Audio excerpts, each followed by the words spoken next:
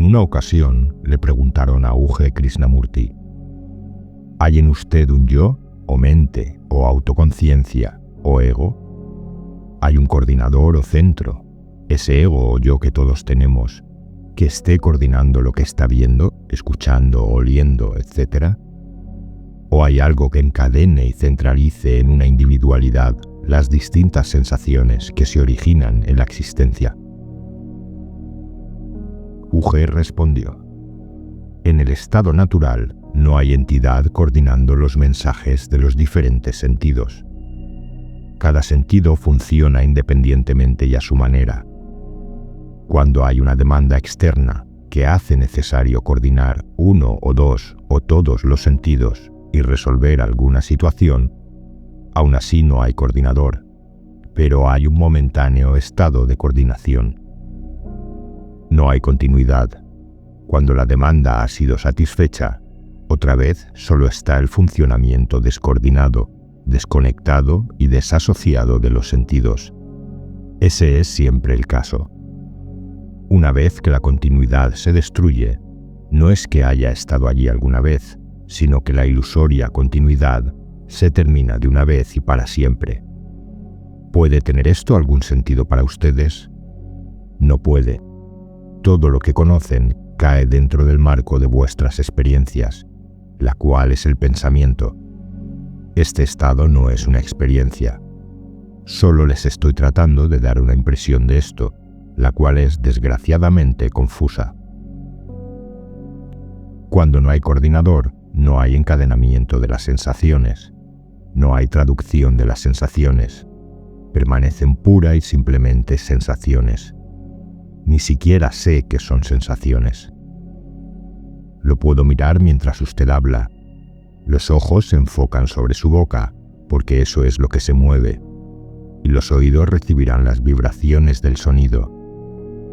No hay nada dentro que conecte los dos y diga que usted está hablando.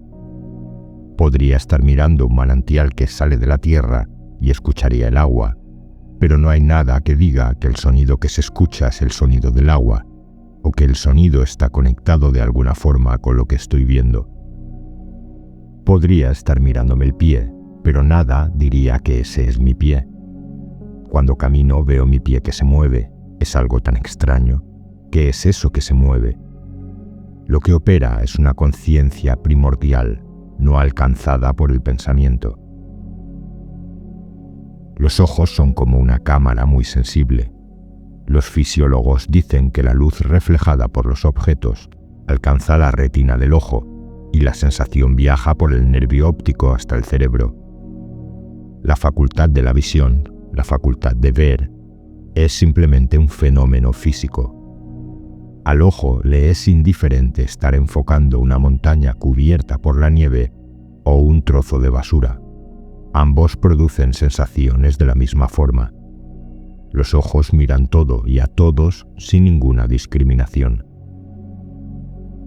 Ustedes tienen la sensación de que hay un camarógrafo que dirige los ojos, pero dejados solos, cuando no hay camarógrafo, los ojos no permanecen quietos, sino que se mueven todo el tiempo. Son arrastrados por las cosas de los alrededores. El movimiento los atrae, o un brillo, o un color que sobresale del contexto. No hay un yo que mira. Las montañas, las flores, los árboles, las vacas, todos ellos me miran. La conciencia es como un espejo, reflejando lo que sea que haya ahí fuera. La profundidad, la distancia, el color, todo está ahí, pero no hay nadie que esté traduciendo esas cosas. A menos que haya una demanda por saber lo que estoy mirando, no hay separación, no hay distancia respecto de lo que hay ahí. Puede que no sea posible realmente contar los cabellos de la cabeza de alguien sentado en la habitación, pero hay una especie de claridad que se siente como si pudiera. Los ojos no parpadean casi nunca, excepto cuando hay un peligro repentino. Eso es algo muy natural porque las cosas exteriores están demandando atención todo el tiempo. Entonces, cuando los ojos están cansados, Un mecanismo interno del cuerpo los corta. Pueden estar abiertos, pero se nublan. Si los ojos permanecen abiertos todo el tiempo y si no opera la acción refleja de parpadear, se secarían y uno se quedaría ciego. De manera que hay ciertas glándulas más allá de la esquina exterior de los ojos que no están activas en vuestro caso, las cuales actúan como un mecanismo que humedece los ojos. Las lágrimas fluyen todo el tiempo desde las esquinas externas. Algunas personas ignorantes las han descrito como lágrimas de alegría o lágrimas de felicidad. No tienen nada de divino.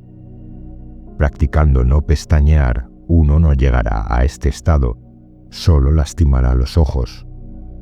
Y hay neuróticos en hospitales mentales cuyos ojos, por una u otra causa, no parpadean, aunque para ellos es una condición patológica. Pero una vez que uno está en su estado natural, por alguna suerte o extraña posibilidad, todo esto sucede por sí mismo y a su manera. ¿Está la belleza en el ojo del observador? ¿Está en el objeto? ¿En dónde está? La belleza es inducida por el pensamiento. Yo no me paro y escribo poemas sobre la montaña enfrente de mí. Lo que sucede es que estoy caminando y de pronto veo algo diferente porque la luz ha cambiado. No tengo nada que ver con eso. No es que vea algo nuevo o que haya total atención. Ha habido un cambio en la luz misma. No hay reconocimiento de eso como belleza. La claridad está allí, la cual probablemente no haya estado antes de que la luz cambiara. Entonces, esta conciencia de repente se expande al tamaño del objeto que está frente al cuerpo y uno respira hondo. Este es el pranayama, control de la respiración. No lo que ustedes están haciendo, sentándose en un rincón e inhalando por un orificio nasal y exhalando por el otro.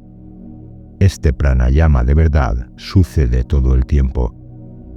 De manera que hay conciencia de un repentino cambio de la respiración y luego se mueve a alguna otra cosa, el mugido de una vaca o el aullar de un chacal. Está siempre moviéndose. No permanece en algo que el pensamiento ha decidido que es bello. No hay nadie dirigiendo. ¿Escuchan a alguien? No lo hacen. Solo se escuchan ustedes mismos. Cuando uno deja en paz el sentido del oído, todo lo que hay es la vibración del sonido. Las palabras se repiten dentro de uno como en una cámara de eco. Este sentido está funcionando de la misma forma en ustedes, excepto que ustedes piensan que las palabras que escuchan vienen de fuera. Entiendan esto. No pueden escuchar ni una palabra de alguien más, no importa cuán íntimamente piensen que están en relación con esa persona. Escuchan solo sus propias traducciones, siempre. Son todas palabras suyas las que escuchan. Todo lo que las palabras de los demás pueden ser para uno es un ruido, una vibración tomada por las estructuras del oído y transferidas por los nervios al cerebro. Ustedes están traduciendo esas vibraciones todo el tiempo, tratando de comprender, porque quieren obtener algo de lo que están escuchando. Eso está muy bien para una relación con alguien en el nivel de «acá tiene su dinero, deme medio kilo de zanahorias». Pero ese es el límite de vuestra relación, de vuestra comunicación con alguien. Cuando no hay traducción, todos los idiomas suenan igual, sea o no que la estructura particular de conocimientos hable uno en particular. La única diferencia está en el espaciado de las sílabas y el tono. Los idiomas son melódicos de maneras diferentes. Es un gusto adquirido lo que le dice que la 9ª sinfonía de Beethoven es más bella que un coro de gatos. Ambos producen sensaciones igualmente válidas. Por supuesto, algunos sonidos pueden ser dañinos para el cuerpo, y niveles de ruido por encima de cierto número de decibelios son difíciles para el sistema nervioso y pueden causar sordera, No estoy hablando de eso. Pero la apreciación de la música, la poesía y el lenguaje está determinada culturalmente y es el producto del pensamiento. Su movimiento del pensar interfiere con el proceso del tacto, al igual que lo hace con los otros sentidos. Lo que toca lo traduce como áspero, suave, cálido, frío, húmedo, seco, etc. Usted no se da cuenta, pero es su pensamiento el que crea su propio cuerpo. Sin ese proceso del pensamiento no hay conciencia del cuerpo, lo cual equivale a decir que no hay cuerpo en absoluto. Mi cuerpo existe para los demás, no existe para mí. Hay solo puntos aislados de contacto, impulsos del tacto que no están conectados entre sí por el pensamiento. Así que el cuerpo no es distinto de los objetos que lo rodean. Es un grupo de sensaciones como cualquier otro. Su cuerpo no les pertenece. Quizás pueda darle un toque de esto. Yo duermo 4 horas por la noche, sin importar a qué hora me acueste. Entonces permanezco en la cama totalmente despierto hasta la mañana. Yo no sé qué es lo que está acostado ahí en la cama. No sé si estoy acostado sobre mi izquierda o sobre mi derecha. Por horas y horas permanezco así. Si hay algún sonido afuera, un pájaro o algo, hace eco en mí. Escucho el latido de mi corazón y no sé qué es. No hay nadie entre las sábanas. La forma del cuerpo está ausente. Si se hace la pregunta, ¿qué hay ahí dentro? Hay solamente un apercibimiento de los puntos de contacto, donde el cuerpo está en contacto con la cama y las sábanas, y donde está en contacto consigo mismo, las piernas que se tocan, por ejemplo. Solo están las sensaciones de tacto de esos puntos de contacto. Todo el resto del cuerpo no está allí. Hay cierta pesadez, probablemente la atracción gravitacional, algo muy vago. No hay nada dentro que enlace estas cosas. Incluso si los ojos están abiertos y mirando la totalidad del cuerpo, aún así solo están los puntos de contacto y no tienen conexión con lo que estoy mirando. Si quisiera tratar de conectar esos puntos de contacto y formar la figura del cuerpo, probablemente lo lograría, pero al momento en que esté completa, el cuerpo estaría de vuelta en la misma situación de los diferentes puntos de contacto. El enlace no puede permanecer. Es igual cuando estoy sentado o de pie, no hay cuerpo. ¿Me puede decir cómo sabe el jugo de mango? Yo no puedo, y usted tampoco. Pero usted trata de liberar la memoria del jugo de mango ahora. Crea para usted mismo cierta clase de experiencia de cómo sabe, lo cual yo no puedo hacer. Tengo que tener un mango en mi lengua. Verlo u olerlo no es suficiente para poder poner ese conocimiento pasado en operación y decir, sí, así es como sabe el jugo de mango. Eso no significa que los gustos personales y las preferencias cambien. En un mercado, mi mano automáticamente toma la misma clase de cosas que me gustaron toda mi vida. Pero debido a que no puedo invocar una experiencia mental, no puede haber deseo de alimentos que no estén allí. El olfato juega un papel mucho más importante que el gusto en nuestras vidas diarias. Los órganos olfativos están siempre abiertos a los aromas, pero si uno no interfiere con el sentido del olfato, lo que hay ahí es solo una irritación en la nariz. No hay diferencia entre oler el desperdicio de una vaca o un costoso perfume francés. Mi conversación surge como respuesta a las preguntas que se me hacen. No puedo sentarme y dar una charla sobre el estado natural. Para mí eso sería una situación muy artificial. No hay nadie en mí que esté pensando y hallando las respuestas. Es como si me arrojaran una pelota.